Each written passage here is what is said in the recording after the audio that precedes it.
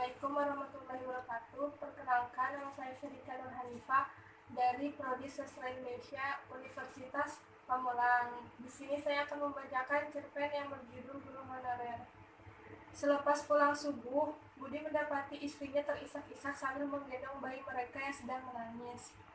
Perempuan itu mengayun-ayun gendongannya untuk meredakan lengkingan tangis bayi yang menyayat-nyayat itu. Budi yang baru saja pulang dari masjid merasa bingung. Bagaimana mesti bersikap menghadapi anak dan istrinya yang sama-sama terisak. Dengan pandangan iba, ia mendudukkan istrinya di sofa. Tangan kanannya mengelus-elus punggung perempuan yang ia cintai tersebut dengan lembut. Beberapa saat kemudian, tangis istrinya mereda diiringi sesegukan kecil tertahan. Bayi mereka yang baru berumur 4 bulan itu seolah peka dengan perasaan ibunya. Dia takut berhenti menangis dan mulai berceloteh dengan bahasa yang hanya ia pahami sendiri. Berhentilah menangis, Asma. Abang juga sedih melihatmu menangis seperti ini. Asma mengangguk lemah sembari menghapus air mata yang meleleh di pipinya. Istri Budi merasa bahwa batas kesabarannya sudah runtuh. Ia merasa sangat tertekan dengan biaya hidup yang terasa semakin menghimpit. Berkali-kali ia menumpahkan keluhannya atas gaji Budi yang terlampau kecil sebagai guru honorer. Apalah arti uang sejumlah 700.000 yang Budi terima setiap bulannya dengan kebutuhan sehari-hari yang sangat mahal. Apalagi ditambah dengan kehadiran bayi, buah pernikahan mereka sangat beban hidup terasa jauh lebih berat daripada tenaga yang mereka punya untuk menanggungnya. Dengan jumlah uang sekecil itu, ia susah payah mengatur perbelanjaan yang harus dikeluarkan bulan demi bulan untuk setiap kebutuhan yang mereka punya. Susu Ami sudah habis, Bang, keluh istrinya tadi pagi yang membuat Budi murung. Kata-kata yang terlontar dari mulut istrinya bagi anak panah yang beracun yang menghujamkan dadanya. Perasaan kasihan pada Asma membuat tubuh Budi lemas dan tak berdaya. Susu bayi adalah kebutuhan darurat lain yang harus ia penuhi. Dulu, ia mengira semua ibu bisa menyusui, tetapi apalah daya. Ketika bidan yang menangani persalinan istrinya menyampaikan bahwa payudara istrinya hanya sedikit mengeluarkan air susu. Mau tak mau, agar anaknya tetap sehat, asupannya harus ditambah dengan susu formula yang harganya lebih mahal daripada beras yang Budi makan setiap hari. Kredit motor yang kita beli juga belum lunas bulan ini. Awal bulan esok, abang hanya menerima 700.000. Tentu tidak cukup untuk menutupi semua kebutuhan kita. Nah, kalau begini terus terpaksa Asma juga harus bekerja. Kalau Asma bekerja, lalu siapa yang mengurus Asmi? Budi hanya bisa terdiam.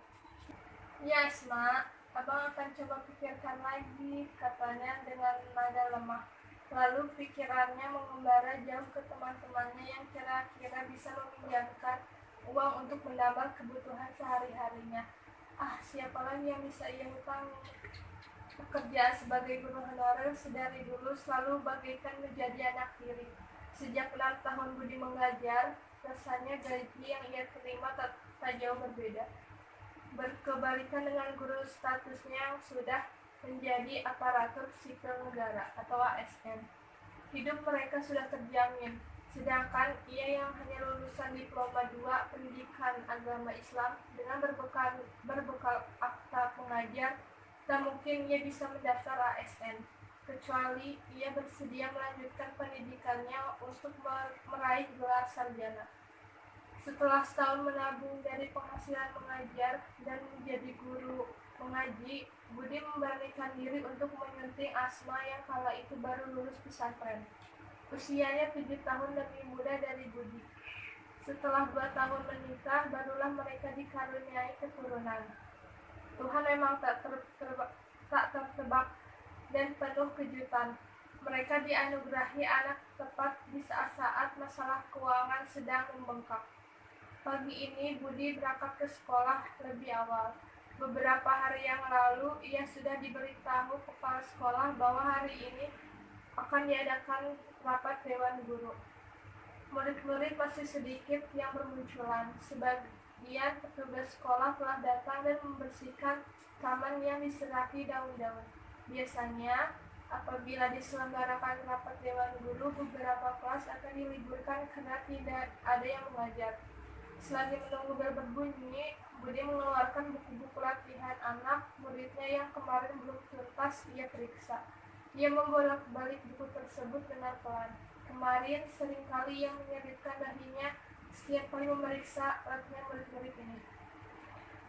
Jarang sekali ada tugas yang bisa dikerjakan dengan baik.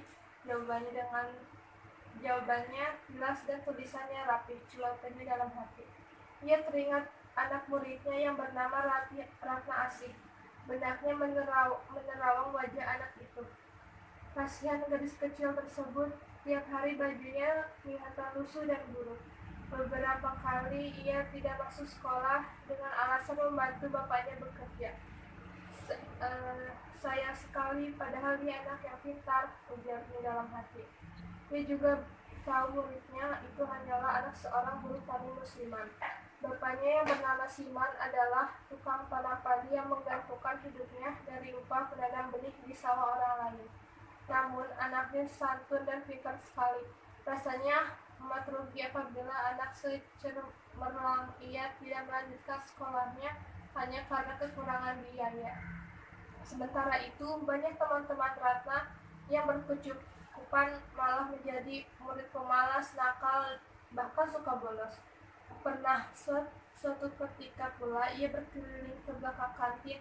Budi mendapati beberapa muridnya nongkrong sambil merokok. Ketika ia datang, mereka cepat-cepat membuang batang rokok yang masih menyala dan menginjakkan seolah-olah tak terjadi apa-apa. Demikianlah Budi yang merasa banyak yang tidak cocok dengan sesuai dengan hatinya. Mulai dari tindak tanduk murid-muridnya sampai sistem pendidikan yang ada. Katanya pelajaran agama, tapi murid-muridnya hanya dijajali teori-teori. Selepas pulang dari kelas, moral dan akhlaknya mereka tidak berubah.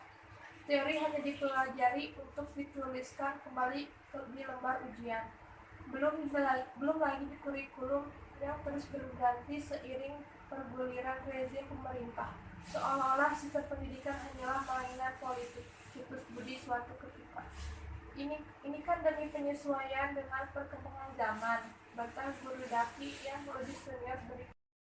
Gara-gara itu, murid malahan menjadi bingung menyesuaikan dengan materi kurikulum yang terus berganti. Selanjutnya, pergantian kurikulum malah dijadikan lahan korupsi bagi pejabat yang berwenang. Misalnya melalui proyek pendanaan buku di sekolah-sekolah negeri, bantah Budi berapi-api.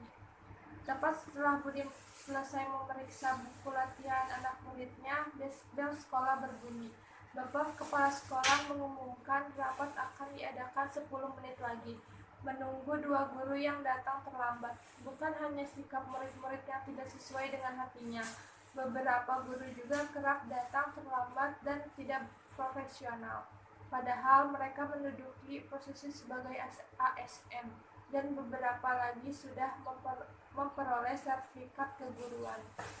Bapak Ibu guru yang saya hormati, sehubungan dengan dikeluarkannya peraturan baru dari Departemen Pendidikan terkait profesionalisme dalam dukungan KBM, maka bagi para guru yang belum memiliki gelar sarjana akan diberhentikan sementara dari kewajiban mengajar sampai ia melanjutkan pendidikan dan meraih gelar S1 kependidikannya.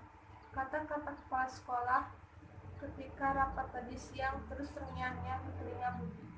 Ketika rapat berlangsung, Budi hanya bisa terdiam, menyimak kalimat demi kalimat kepala sekolah yang menyampaikan bahwa banyak sarjana pendidikan yang lebih berhak mengajar daripada guru-guru belum sarjana.